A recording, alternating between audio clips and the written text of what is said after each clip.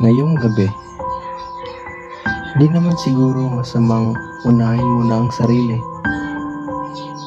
lalo sa mga tagpong may kailangan kang lunuring mga bagahe. Hindi naman siguro tayo naging madamot noong tayo'y hindi. Hindi alak ang kailangan ko ngayong gabi. Hindi ko kailangang magpakalunod sa kalasingan upang maibsan ang mga bagaheng matagal ko nang iniiyakan. Hindi ko rin kailangan magpalaboy-laboy sa lansangan upang hanapin ang kapanatagan. Dahil paano kung hindi? Ilang araw na rin kasing nakikita ko ang sarili na nawala sa sariling ayos.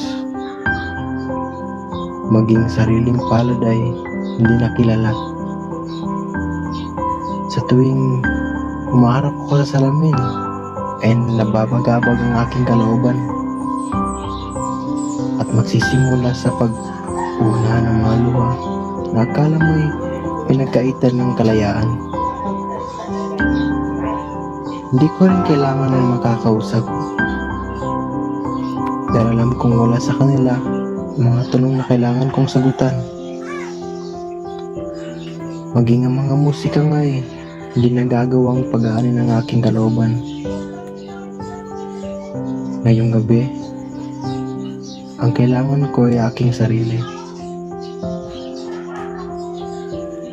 Ngayong gabi, kailangan kong hikayatin ang damdaming hindi mapakali na walang paghilom sa pananatili.